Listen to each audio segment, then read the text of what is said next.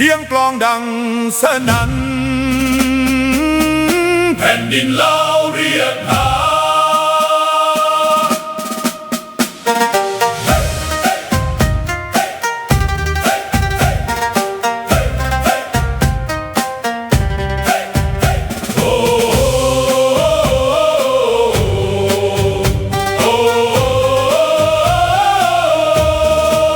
เป็นชายไว้ลายชายศาสตร์ทหารยืนหยัดเคียงข้างกันบ่หวั่นภัยใดเลือดเนื้อเฮานี้มอบให้แผ่นดินลาวล้านสร้างหุ้มขาวเฮาสิหักษาไว้เสียงแคนดังก้องฟ้าไกลยังได้ยินหัวใจหักชาติบ่มีวันสั่นคลอนเฮาเป็นทหารของชาติลาวยิ่งใหญ่ป้องกันแผ่นดินนี้ด้วยชีวิตและใจล้านสร้างห่มขาวสิอยู่คู่เฮาไปรวมพลังเอาไว้เพื่อชาติลาวเฮืองรอง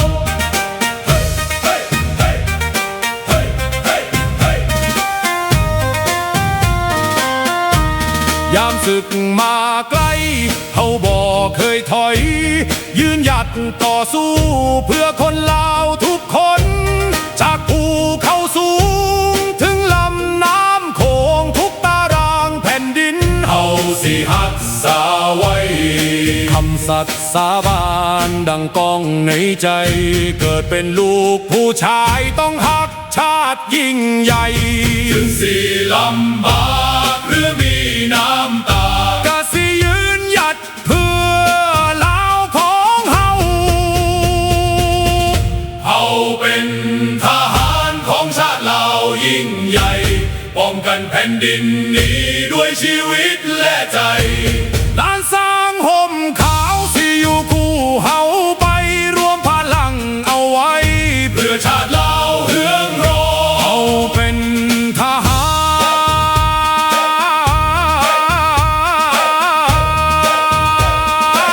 รของชาติลาวยิ่งใหญ่ป้องกันแผ่นดินนี้ด้วยชีวิตและใจ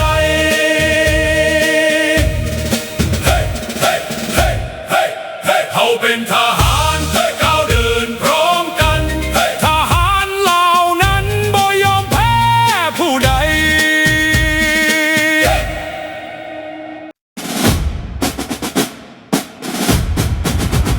ศาสตร์เราตั้งแต่เด็ก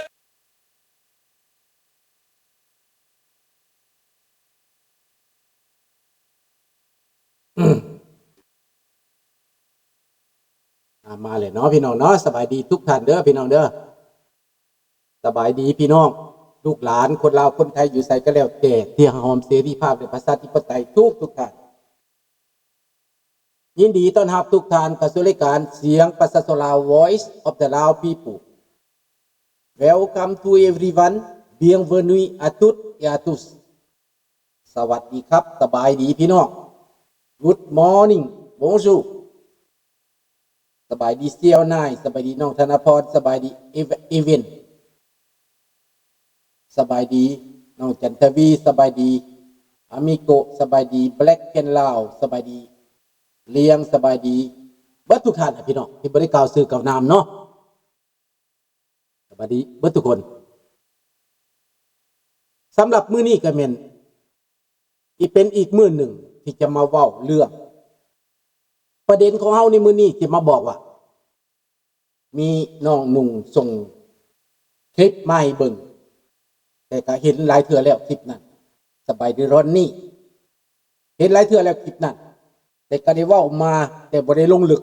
ในการเว้าในการอธิบายในการชี้แจงคำว่าสันติภาพกับความถูกต้องปรองดองผู้ใดกำบักสันติภาพถูกต้องปรองดองสันติภาพคนลาวมักและลาวเฮานี้เอกราชอธิปไตยและก็สิทธิใน ในการปากเว้าและคิดเขียนคนเฮาตายโดยย้อนคำเว้าคำนี้2-3คำเว้านี่แหละคนเราตายนั่นหมู่ข้าพเจ้าท้าวเวทคำวงศ์วราราชเป็นผู้เอามาเผยแผ่อยู่แขวงสวรรณเขตเว้าแต่เศร้าเท่าคำห้องจนปากจิตามโรงเรียนตามห้องหมอตามชนบทตามท้องถิ่นสบายดีทอนมาแล้วลุงเด้อลุงดำนาแล้วมุดแล้วลุงน้ำท่วมเป็นบ่มันเป็นไดน้ำท่วมบ้านเฮากินเห็ดปวกเปิดให้เด้ออยากกินเห็ดปวกลุงน่ะเคยอยู่บ้านกินเห็ดปวกทุกปีเห็ดโพดนั่นน่ะเห็ดปวกตากบ้านเฮาน่ะมันใหญ่ได้แซ่บตามแคมซี่น่ะเนาะแล้ววันนี้มาเว้าเรื่องสันติภาพนี้ลาวเฮาตายย้อน2-3คำนี่แหละสันติภาพเอกราชอธิปไตยพวกสุพรรณวงศ์สุวรรณภูมาเพชรราชและอีกหลายคนสนั่นสุทธิจักรสิงคโปร์สีโคตรจุลมณีหลายคนที่หลงเสือคำอยู่ยงปุกปั่นของแก้วไกรสอนแก้วคำไตแก้วนูหักแก้วสมานวิญญากิสบายดีวิลาชนแก้วพวกนี้เขาฝึกมาอย่างดีได้ยินบางคนว่าไกรสอนเป็นลูกยาเมดุกมันบ่แม่นลูกยาเมดุกไหนอีนายดกนั่นน่ะเป็นแม่ไม้คนลาวอีสานภาคด้านพุทธคนมุกดาหารอีนายแม่ดกนั่นเป็นลาวอีสานเป็นมุกดาหารคนมุกดาหารได้สัญชาติไทยคนอีสานคนลาวอยู่ภาคอีสานได้สัญชาติไทยเราเอาผัวเราได้ลูกสาว2 คนผัวเราตายแม่ตู้ดกผัวเราตายซื้อเรากระดกผัวเราตายอีตาล้วนนี่นะเป็นโซเฟอร์รถให้ฝรั่งเศสอีตาล้วนพ่อบักไก่สอนนี่นะฟังกระขับเด้อลูกหลานเด้อบ่แม่นลูกอีนายดกบักไก่สอนบ่เป็นลูกอีนายดกลูกแก้วหัวขอดแท้โซเฟอร์รถของฝรั่งเศสนั่นเป็นอิตาล้วนถ้าเป็นนายภาษาถ้าเป็นโซเฟอร์รถฝรั่งมาเฮ็ดเวียกอยู่ลาวสมัยนั้นฝรั่งอยู่เวียดนามในลาวมาเที่ยวไปเที่ยวมามันเลยเอาโซเฟอร์รถมานำขับรถมาทางเลขที่9นั่นแหละมันสร้างทางเลขที่9ฝรั่งขนาดมันมาสร้างทางสวรรณเขตเวียดนามมันน่ะแล้วมันมาเห็นอีนายดกนี้ไม่แล้วขึ้นมักขึ้นหักอีตาล้วนเลยเอาอีนายดกแต่ว่าอีตาล้วนว่าคอยมีลูกติดอีนายดกก็มีลูกติด2 คนตอนนั้นลูกอีนายดกก็มีแต่เพียง8 ปี5 ปีบักไก่สอนนี่ก็5 ปีตอนนั้นก็เลยเอามาอยู่น้ำกันลูกอีนายดกใหญ่ขึ้นมาสำนึงมันระบอยู่กลับขึ้นไปอยู่เมืองไทยมันไปอยู่ลาวได้2 คนน่ะแล้วป้าอยู่ไทยพุทธบักไก่สอนนี่เป็นลูกเลี้ยงบ่ได้เกิดอยู่ลาวมันเป็นแก้วหัวขอดแท้ๆบางคนว่ามันเป็นลูกครึ่งอีนายดกเป็นลาวว่าซั่นมันอุปลูกอีตาศิษณะสื่อสารนี่เขียนยกย่อปอปั้นนั่นนี่แหละแต่ที่จริงแล้วบ่แม่นความจริงพี่น้องไกรสอนเป็นแก้วเป็นลูกหลานโฮจิมินห์แผนการโฮจิมินห์ส่งไกรสอนมาหักหลังสุวรรณภูมิหักหลังสุพรรณวงศ์หักหลังคนลาวทั้งหมด เป็นแผนการกลืนกินลาวระยะยาว100 ปีพี่น้องนี่อยากให้พี่น้องรู้จักแผนการเข็นฆ่าคนลาวให้ลาวฆ่าลาวยืมมือลาวฆ่ากันด้วยทฤษฎีฟังเอาไว้ผู้ใดเป็นลูกลาวลาวนะพวกเจ้าฟังเอาไว้ความจริงมาบุนี้ความจริงดอกตอนบักไก่สอนเข้ามาข้าพเจ้าก็อยู่หันข้าพเจ้าได้ไปกินข้าวเฮือนบักไก่สอนอยู่ต้นแปะอยู่หลัก 6เฮือนไก่สอนบ่อนเลี้ยงแม่เขาเฮาว่ากวนหลีแม่ครัวมันน่ะอยู่หลัก 6ข้าพเจ้าไปกินข้าวอยู่หันก่อนข้าพเจ้าสิตูนมานี่ได้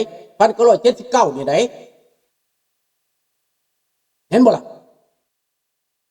เรื่องนี้เป็นเรื่องจริงพี่น้องบ่มีผู้ใดมาตัวดอกข้าพเจ้านี่ตอนนั้นข้าพเจ้าอายุ20 กว่าปีแล้วเห็นเหตุการณ์รู้เหตุการณ์ทุกอย่างพวกเจ้านายทั้งหลายนั้นตกเลขผลของเขาสิมีความรู้หลายไปได้กระเสือคำว่าสันติภาพเพื่อจะแก้ไขปัญหาสันติภาพนี้เพื่อจะให้ไว้เนื้อเชื่อใจเอากระคักต้องกินน้ำสาบานอยู่วัดองค์ตื้อแต่มื้อนี้ข้าพเจ้าจะบอกว่าเรื่องน้ำสาบานแล้วเพราะว่ามาดุนนานแล้วตายย้อนสันติภาพตายย้อนคำว่าเสือนี่แหละตายย้อนคำว่าเอกราชอยากได้เอกราชว่าสั่นแต่ก่อนมันย้อนมีฝรั่งย้อนมีอเมริกามันมีแท้บ่อเมริกามาปกครองมันมีแท้บ่มันมีถ้าบอกฝรั่งมาปกครองน่ะก็มีฝรั่งบ่ได้มาแทรกแซงอเมริกาบ่ได้มาแทรกแซงฝรั่งเขาให้เอกราชลาวไปแล้วตั้งแต่1950 ปลายพุ่น40 ปลาย50 ปลายเขาให้ไปแล้ว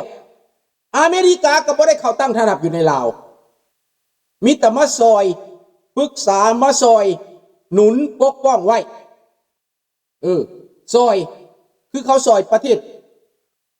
โคเวตบาห์เรนคือเขาซอยประเทศไทยคือเขาซอยประเทศต่างๆนั่นแหละอเมริกาแบบนั้นแหละประมาณนั้น